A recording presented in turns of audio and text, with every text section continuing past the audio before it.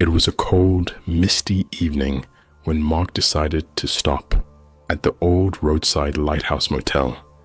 He had been driving for hours, and the relentless rain showed no signs of letting up. The neon vacancy sign flickered as if hesitating, but the promise of a dry place to rest was too tempting to ignore. As Mark stepped into the dimly lit lobby, a bell chimed eerily, echoing off the walls. The air smelled of mildew and old wood. Behind the dusty reception desk stood an elderly man, his hair as white as the sheets of rain outside. "Evening," Mark greeted, trying to shake off the chill. The key was heavy and cold in his hand, an old-fashioned metal key that felt like it hadn't been used in years. He thanked the man and headed to his room, his footsteps sounding unusually loud against the quiet of the empty motel. Room 13 was at the end of a dimly lit hallway. The carpet was faded, and the walls were lined with old, faded pictures of the motel in what seemed like better days. As Mark unlocked the door, a chill ran down his spine. The room felt unnaturally cold, and a musty smell hit him as he stepped inside. Trying to ignore the discomfort, he dropped his bag and decided to take a quick shower. As he turned on the water, he could hear a faint dripping sound coming from the room. He assumed it was just the old plumbing and proceeded to shower. After his shower, Mark settled into bed, trying to warm himself under the thin covers. The room was silent, except for the sound of the storm outside and the continuous unsettling drip, drip, drip. As sleep began to elude him, he turned on the bedside lamp to read a book he had brought along. That's when he noticed something odd about the wall. In the dim light, he could see faint outlines that looked like letters. Curious, he got out of bed and edged closer. The letters formed a sentence. "It never stops." Feeling a surge of unease, Mark stepped back, bumping into the small TV, which flickered to life, bathing the room in a harsh, static glow. Startled, he tried to turn it off, but the knob wouldn't budge. As he struggled with the TV, he heard it. A soft whisper, almost lost under the static noise, but unmistakably a voice. "Help me." Frozen, Mark watched in horror as the static on the TV seemed to swirl into the shape of a face. He stumbled backward, his heart pounding in his chest. The room grew colder, and the air felt thick with despair. Not knowing what else to do, he grabbed his things and rushed out of the room. As he slammed the door behind him, the temperature in the hallway felt warmer, the air fresher. Back at the reception, the old man was nowhere to be found. With no desire to stay a moment longer, Mark left the key on the counter and left the motel. The rain had stopped, and the air outside felt liberating. As he drove away, the neon vacancy sign flickered off, leaving the motel in darkness. Mark didn't stop driving until the Lighthouse Motel was nothing more than a distant memory in his rearview mirror. He later learned that the motel had been the site of a tragic fire years ago, which claimed the life of a woman in room 13. They said she had been trapped, her calls for help unheard over the storm that night. Since then, rumors had swirled of her restless spirit, trapped and reliving her last moments, reaching out to the living in a desperate plea for release. Mark never forgot the echoes of room 13, a chilling reminder that some places keep their pasts a little too alive. And as for the Lighthouse Motel, it remained standing, its flickering sign beckoning the next weary traveler on a stormy night.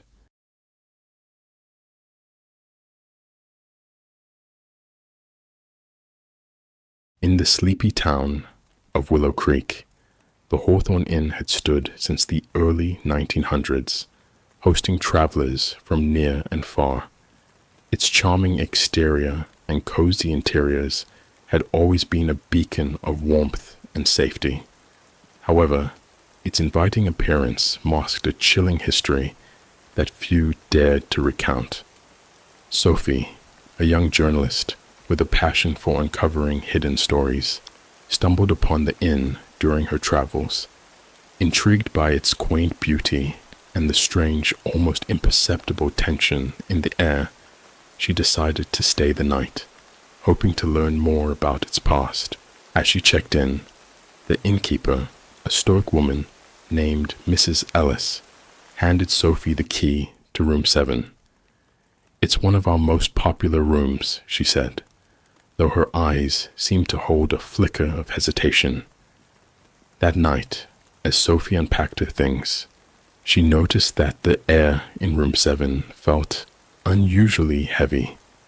The room was beautifully decorated with antique furniture and old photographs of the inn through the decades, but something felt off. A cold draft made her shiver, though the windows were tightly shut. Curious, Sophie started her tape recorder to document her thoughts and perhaps catch any ambient noises that might explain the room's eerie atmosphere. As she spoke into the microphone, she heard a faint creaking sound from the bathroom. Assuming it was just the old plumbing, she continued her recording, undeterred. Later, while reviewing the audio, Sophie heard a soft, whispered voice during the moment she had heard the creaking. Straining to listen, she made out a phrase that chilled her to the bone. "Don't turn on the light." Disturbed, yet driven by her curiosity, Sophie decided to investigate further. She learned from Mrs. Ellis that room 7 was often requested by a recurring guest, Mr. Hawthorne, the original owner's son, who had disappeared under mysterious circumstances decades ago. "He loved that room," Mrs. Ellis said quietly. "Kept coming back, even long after he should have been gone." That night, Sophie lay in bed, her mind racing with questions about Mr. Hawthorne and his ties to the room. As the clock struck midnight, she decided to confront her fears. She went to the bathroom, her hand trembling as she reached for the light switch, recalling the whispered warning. The moment the light flicked on, the mirror revealed a horrifying sight. The reflection showed not her own face, but the gaunt, pale visage of a man with sorrowful eyes. Sophie gasped and stumbled back, the light flickering violently before plunging the room into darkness. In the pitch black, Sophie heard a sigh, as if of relief, and the temperature in the room dropped. When the lights returned, the mirror showed only her own frightened reflection, but the air felt lighter, as if a long-held breath had been released. Terrified but determined, Sophie spent the rest of the night researching in the inn's old library. She uncovered that Mr. Hawthorne had been suspected of foul play when several guests went missing during his management in the 1950s.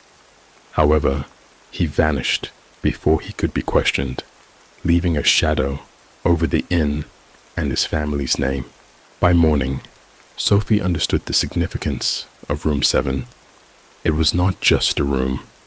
It was a memorial, a holding place for the man who could never leave, bound by guilt and unresolved tragedies. As she checked out, Mrs. Ellis met her gaze, an unspoken understanding passing between them. Sophie left the Hawthorne Inn with a story, a tale of guilt, ghostly repentance, and a room that held the key to understanding the past. The inn continued to welcome guests, but room 7 remained a peculiar anomaly, a space where the past and present merged under the watchful eye of its last permanent guest.